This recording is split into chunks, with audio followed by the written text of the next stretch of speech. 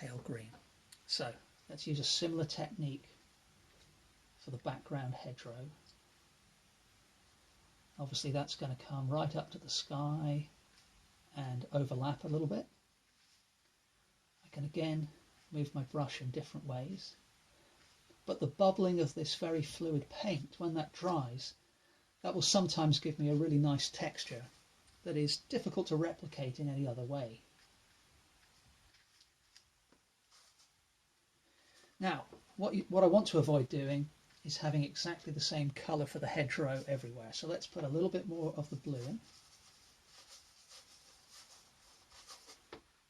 As we come this way, while the paint is still wet, you can mix little bits in. So things are changing colour a touch.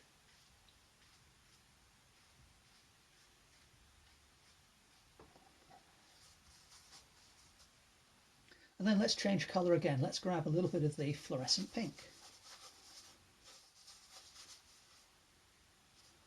Let's see what that's done. So that's quite nice. That's quite good. Let's do a little bit more of that.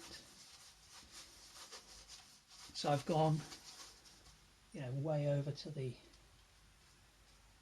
towards the browns and the magentas now.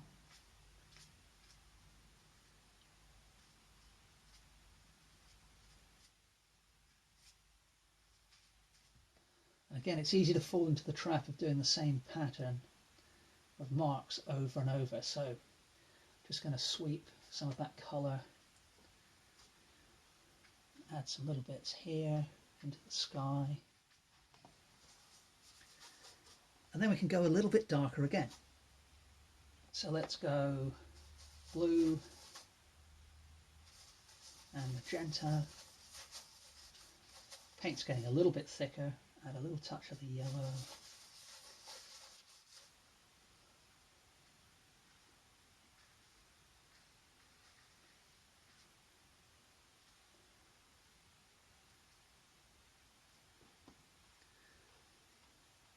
And then, I'm not a huge fan of that colour, but a few little touches here and there I think are okay. And then let's grab some more of the pink.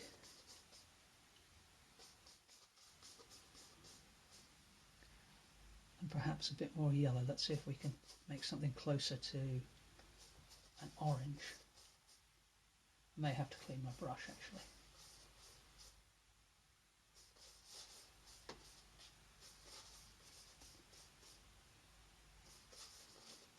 That might be okay.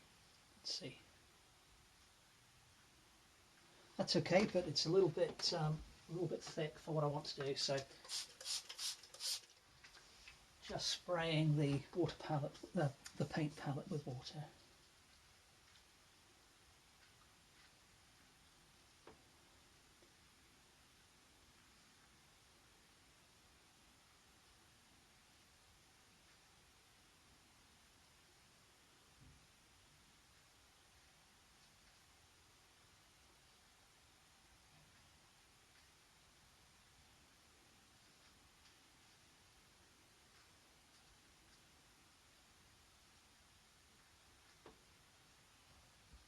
And then the next thing I want to do is use a similar technique but with a slightly smaller brush.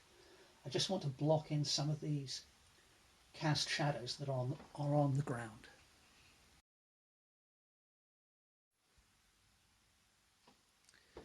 Okay, so I've switched to my 1-inch wide brush now, and let's grab some of that blue. I've still got a little bit of the water in the corner of my palette, so let's grab a little bit of that blue and mix it in to the paint that I had there already. A little bit of the yellow. Let's get a little bit more water in there. And this is going to be a reasonably pale colour for, a cast shadow, but that's okay. It's still going to be a nice translucent layer. And what's happening is, as I'm kind of moving my brush quickly, it's giving me a nice jagged edge to the end of the brush stroke. So that's kind of, I'm hoping, going to help me create the illusion of blades of grass.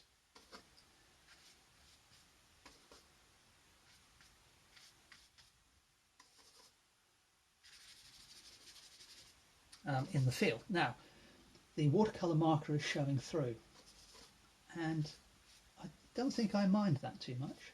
I